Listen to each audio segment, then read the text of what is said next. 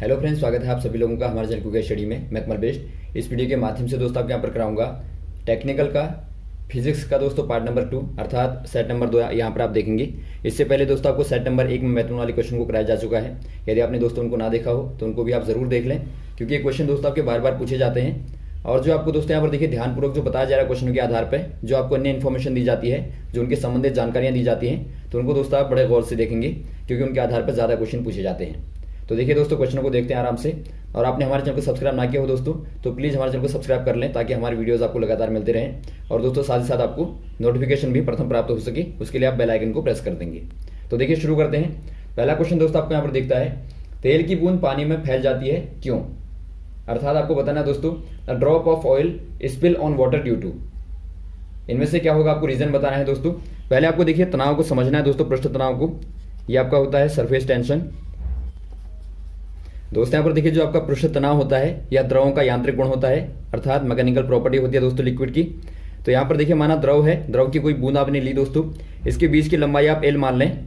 तो यहाँ पर एक बल दोस्तों कार्य करेगा अंदर की ओर, जो कि आप F मान लें। तो इनका अनुपात जो होता है दोस्तों F/L, तो इसी को आप क्या बोलते हैं, टेंशन बोलते हैं, अर्थात तनाव बोलते हैं।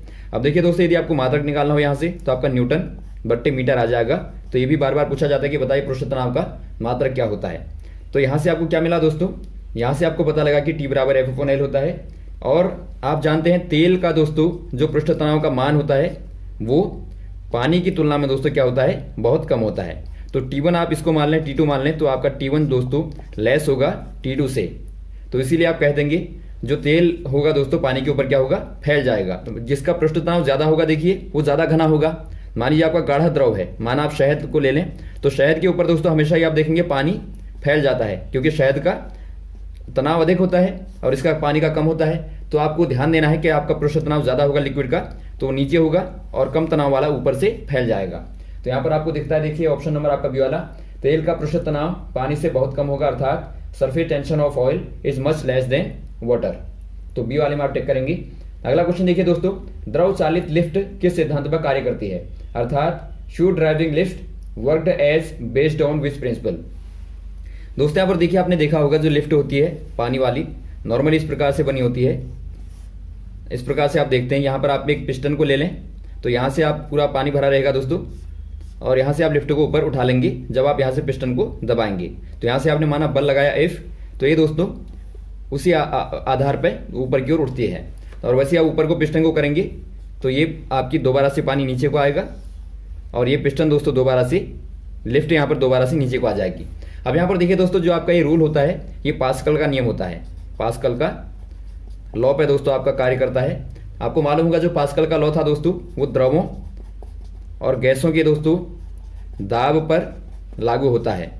तो इसीलिए आप देखते हैं कि जो द्रवों और गैसों का दाब का मात्रक होता है वो पास्कल होता है। तो यहाँ पर देखिए पास्कल लॉ क्या कहता है दोस्तों, कि माना आपने किसी भी ठहरे हुए पानी पर या फिर गैस पर दोस्तों, द्रव पर या फिर गैस पर आपने क्या लगाया, कोई आपने दाब लगाया दोस्तों, P दाब लगाया, तो समान रूप से प्रत्येक जगह पे दोस्तों लागू होता है, अर्थात ये हर जगह पर बराबर रूप से दोस्तों फैल जाएगा।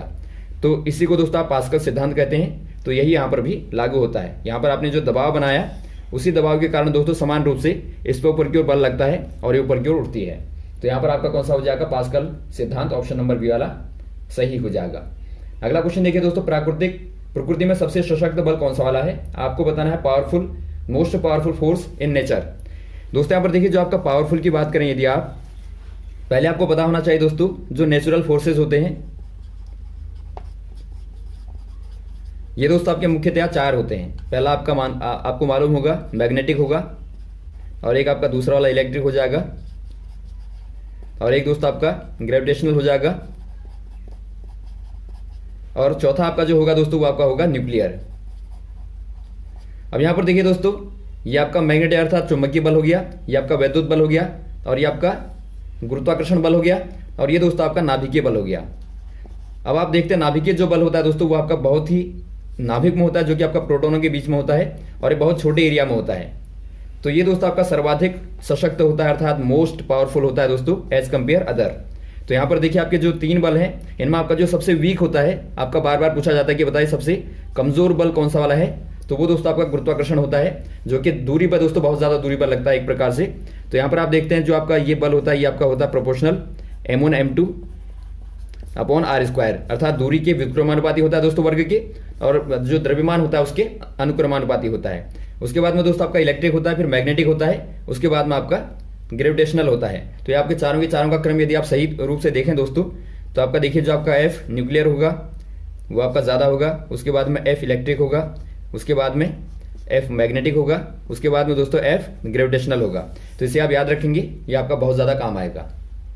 अगला क्वेश्चन देखिए दोस्तों, वह प्रक्रिया जिसमें चुंबकों को अनुचुंबकीय बना जाता है, अर्थात आपको बताना है method which used to demagnetization of the magnet.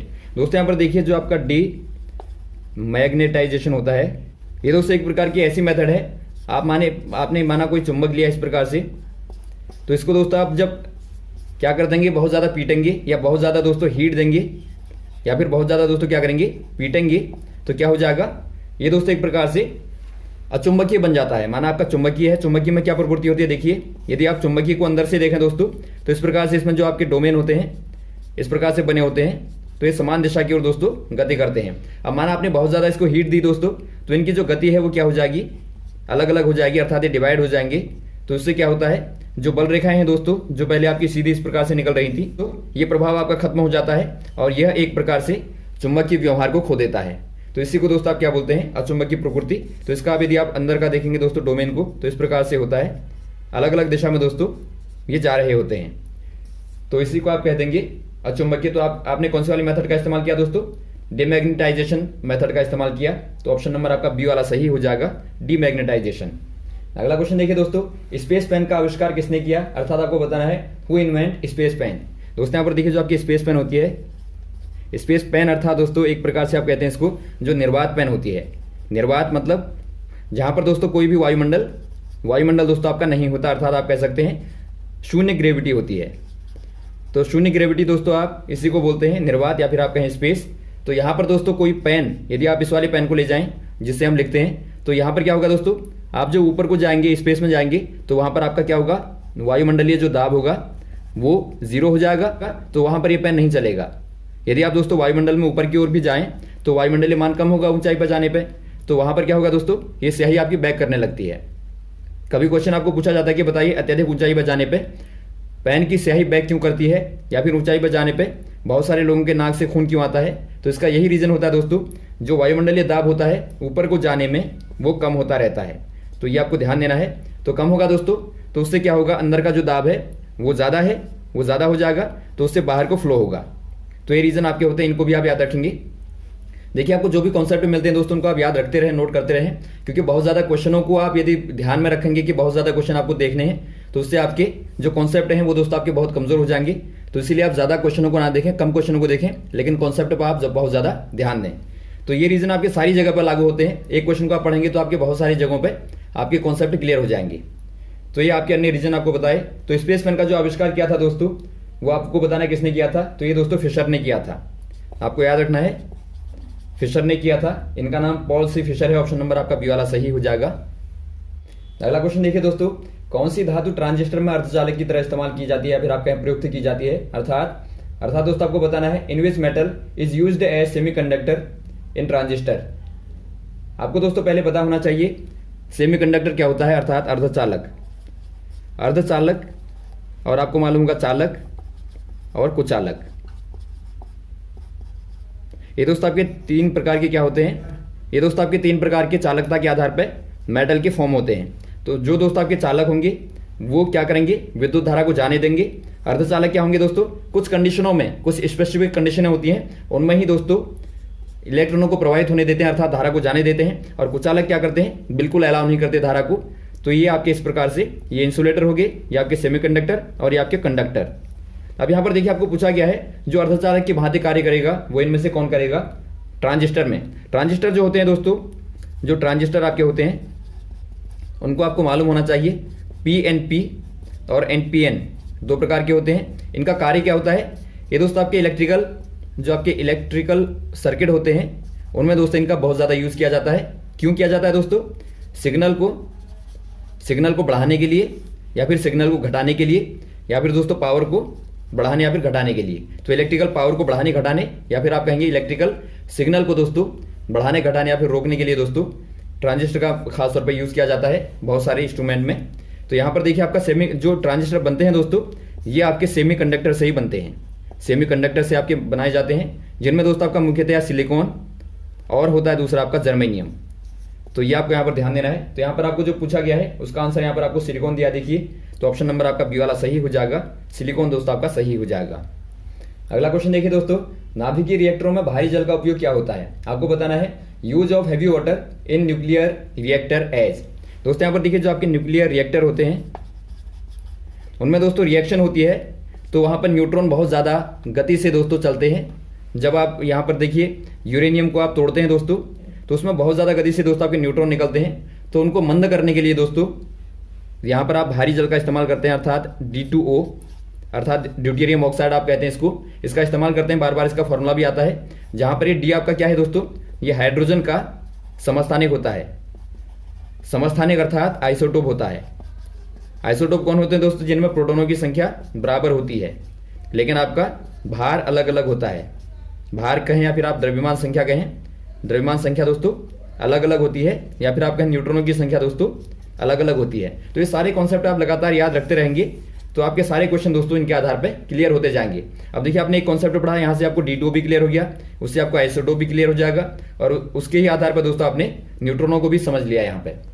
तो यहाँ पर देखिए आपका क्या हो जाएगा, ये दोस्तों आपका मंदक के रूप में कार्य करता है, या फिर आप कहें दोस्तों मॉडरेटर के तौर पर इस्तेमाल किया जाता है। तो ऑप्शन नंबर आपका ए वाला सही हो जाएगा, मॉडरेटर के तौर पे। और एक क्वेश्चन और आता है दोस्तों कि बताइए जो आपके न्यूक्लियर रिएक्टर होते हैं उनकी रिएक्शन को, जो आपकी चेन वाली रिएक्शन होती है उनमें, उसको रोकने के लिए किनका इस्तेमाल किया जाता है, या फिर आप कहें उनको कंट्रोल करने के लिए दोस्तों किसका इस्तेमाल किया जाता है? तो वो दोस्तों आपका ग्रेफाइट हो जाएगा, ग्रेफाइट आपका होता है। तो ये भी आपको ध्यान देना है। अगला क्वेश्चन देखिए दोस्तों, O2- में इलेक्ट्रॉनों की संख्या क्या है? अर्थात आपको बताना number of electrons in O2-। दोस्तों यहाँ पर देखिए जो आपका O2- है, माइनस का मतलब आपको समझना है। 2- का मतलब होता है दोस्तों O ने माइनस के दो दोस्तों कंटेन किए, अर्थात लिए हैं, अर्थात अपने पास में लोन किए हैं, कर्ज लिया है। तो यहाँ पर देखिए आपको पहले पता होना चाहिए O होता क्या है दोस्तों। O मतलब ऑक्सीजन होता है, इसमें जो आपके परमाणु संख्या होती है क्रमांक होता है। क्रमांक यदि आप देखें दोस्तों, एटॉमिक नंबर को देखें, एटॉमिक नंबर जो होता है दोस्तों वो होता है 8, और भार यदि आप देखेंगे तो भार होता है दोस्तों 16। तो यहाँ से आप निकाल लेंगे दोस्तों पहले प्रोटोनों की संख्या। जो प्रोटोनों की संख्या होती है, नंबर और प्रोटोन जो होता है दोस्तों वो क्या होता है, इक्वल टू एटॉमिक नंबर होता है, जो कि आपको दिया है 8 होता है। तो यहाँ से आपको पता लगा कि इसका जो प्रोटोनों की संख्या दोस्तों वो आपकी 8 है। और देखिए नॉर्मली दोस्तों, जो आपका नॉर्मली जनरली यदि आप देखें कोई भी एलिमेंट को देखें, यदि आपको O को देखना है या फिर आप H को देखें या फिर आप कोई भी एलिमेंट को देखें दोस्तों, तो वहाँ पर जो आपके नंबर ऑफ इलेक्ट्रॉन होते हैं दोस्तों, नंबर ऑफ प्रोटॉन होते हैं। लेकिन जब आपका दोस्तों कोई आवेशित कण है, माना यहाँ पर आपने देखा 2 आवेश, यहाँ पर आपकी 2- का आवेश यहाँ पर लगा हुआ है, तो वहाँ पर दोस्तों जो इलेक्ट्रॉन की संख्या होगी वो आपकी बदल जाएगी। तो पहले तो आपको यहाँ पर देखना है कितने इलेक्ट्रॉन होंगे। यदि आप O की बात करें तो O में दोस्तों आपके नंबर ऑफ इलेक्ट्रॉन प्रोटोनों के बराबर होंगे, जो कि आपके 8 हैं। तो 8 दोस्तों इलेक्ट्रॉन की संख्या यहाँ पर होगी नॉर्मली O में। अब यहाँ पर देखिए दोस्तों आपने -2 और लगा दिए, तो क्या हो जाएगा, 8 धन 2 और कर देंगे तो आपका 10 हो जाएगा। तो यहाँ पर दोस्तों इलेक्ट्रॉन की संख्या जो हो जाएगी वो 10 हो जाएगी, अर्थात 10 हो जाएगी। और वैसे आप प्रोटोनों को देखेंगे तो प्रोटोन तो आपके 8 ही रहेंगे, इलेक्ट्रॉन दोस्तों आपके 10 हो जाएंगे। और यदि आपको n को निकालना है, n मतलब आपके न्यूट्रॉनों की संख्या को निकालना है, तो वो दोस्तों क्या होते हैं, जो आपका द्रव्यमान संख्या होती है A माइनस एटॉमिक नंबर 1 से कर देंगे, तो यहाँ पर आपको दोस्तों मिलेगा 16 - 8, अर्थात दोस्तों 8 आपके न्यूट्रॉन होंगे। तो इस प्रकार से दोस्तों आप इलेक्ट्रॉन, प्रोटॉन और न्यूट्रॉनों को निकालते हैं। तो ये बार बार क्वेश्चन आता है, इसको भी आप याद रखेंगे। अगला क्वेश्चन देखिए दोस्तों, गति के दूसरे नियम के अनुसार किसी दिए हुए बल के लिए त्वरण वस्तु के डेडेस के व्युत्क्रमानुपाती होता है। अर्थात according to second law of motion for a given force acceleration of an object is inversely proportional to. दोस्तों यहाँ पर देखिए जो गति का दूसरा नियम है वो क्या कहता है दोस्तों, गति का जो सेकंड लॉ है वो क्या कहता है, वो कहता है दोस्तों कि संवेग में जो परिवर्तन की दर होती है वो बल होता है। अर्थात संवेग क्या होता है दोस्तों, संवेग अर्थात मोमेंटम बराबर आपका होता है mv। माना कोई गतिमान कण है, इसका द्रव्यमान m है और वेलोसिटी v है, तो संवेग बराबर दोस्तों आपका होता है p बराबर मोमेंटम बराबर होता है mv। तो यहाँ से दोस्तों यदि आपको दूसरे नियम के अनुसार देखना है तो ये कहता है कि जो संवेग में परिवर्तन होगा अर्थात P/T जो होगा दोस्तों वो बल होता है। अर्थात यहाँ से आप निकालेंगे तो F बराबर क्या आ जाएगा mv/t, अर्थात mv/t को आप सेपरेट कर देंगे। अब देखिए ये आपका क्या दिखाता है दोस्तों, v/t मतलब आपका दोस्तों वेग में परिवर्तन जो कि आपको त्वरण को दिखाता है अर्थात एक्सेलरेशन को दिखाता है। तो a लिख देंगे इसके स्थान पे तो ma हो जाएगा। तो यहाँ से आप देखते हैं दोस्तों a बराबर क्या आता है F/m, अर्थात दोस्तों a जो है बल के अनुक्रमानुपाती होता है और द्रव्यमान के व्युत्क्रमानुपाती होता है, अर्थात इनवर्सली प्रोपोर्शनल होता है m के दोस्तों मास के। तो यहाँ से आप निकाल लेंगे जो व्युत्क्रमानुपाती होगा दोस्तों द्रव्यमान के होगा, तो ऑप्शन नंबर आपका बी वाला सही हो जाएगा। और यदि आपको अनुक्रमानुपाती पूछा जाता तो आप कहते बल के। अगला क्वेश्चन देखिए दोस्तों, पोजिस्ट्रॉन की खोज किसके द्वारा की गई, अर्थात आपको बताना है हु डिस्कवर्ड पोजिस्ट्रॉन। दोस्तों आपको पहले पोजिस्ट्रॉन को समझना है। जो आपका पोजिस्ट्रॉन होता है दोस्तों वो बिल्कुल आपके इलेक्ट्रॉन की तरह होता है, सारी प्रॉपर्टीज वही होती हैं, लेकिन इसमें जो आवेश होगा वो आपका पॉजिटिव होगा, अर्थात ये प्लस का 1.6 इंटू 10⁻⁻19 कूलाम होगा, जबकि आपका वहाँ पे इलेक्ट्रॉन के लिए दोस्तों आपका ये माइनस होता है। तो और वैसे आपका द्रव्यमान जो होगा दोस्तों वो भी बिल्कुल वही होगा 9.1 इंटू 10⁻31 किलोग्राम। तो यहाँ से आपको ध्यान देना है। अब दोस्तों यहाँ पर देखिए जो आपका पोजिस्ट्रॉन की खोज की थी वो दोस्तों की थी एंडरसन ने की थी। और वैसे आप नाच को भी याद रखेंगे। यहाँ से आपको इलेक्ट्रॉन की खोज पता लगेगी, थॉमसन ने की थी, थॉमसन कहें या फिर आप थॉमसन कहें, थॉमसन ने दोस्तों इलेक्ट्रॉन की खोज की थी। और पर मतलब प्रोटॉन की खोज दोस्तों रदरफोर्ड ने। और वैसे आपका नाच मतलब न्यूट्रॉन की खोज चैडविक ने की थी दोस्तों। तो ये चारों को आप याद रखेंगे। अगला क्वेश्चन देखिए दोस्तों, द्रव्यमान ऊर्जा संबंध किसका निष्कर्ष निकालता है, अर्थात mass energy relation is conclusion of, ये किसका निकालेगा दोस्तों, ये सापेक्षता के सामान्य सिद्धांत का निकालता है। आपको पहले समझना है। देखिए जो आपका मास एनर्जी की नॉर्मल इक्वेशन होती है दोस्तों ये आपकी इक्वल टू mc² होती है, बार बार पूछी जाती है, जो कि आइंस्टाइन ने दी थी। तो इन्होंने ही दोस्तों इनके आधार पर बाद में क्या निकाला था, सापेक्षता का दोस्तों सिद्धांत निकाला था, अर्थात प्रिंसिपल ऑफ रिलेटिविटी निकाला था। तो यहाँ पर देखिए जो आपका सामान्यतया जो आपका निष्कर्ष निकला दोस्तों वो आपका क्या निकला, जनरल थ्योरी ऑफ रिलेटिविटी। तो आप कहते हैं जनरल थ्योरी ऑफ रिलेटिविटी निकला था। तो ऑप्शन नंबर आपका बी वाला सही हो जाएगा। तो यहाँ तक आप दोस्तों क्वेश्चन को तैयार करेंगे। इसके बाद आपके जो बचे क्वेश्चन हैं उनको आपको लगातार बताते रहेंगे, हमारे साथ बने रहेगा।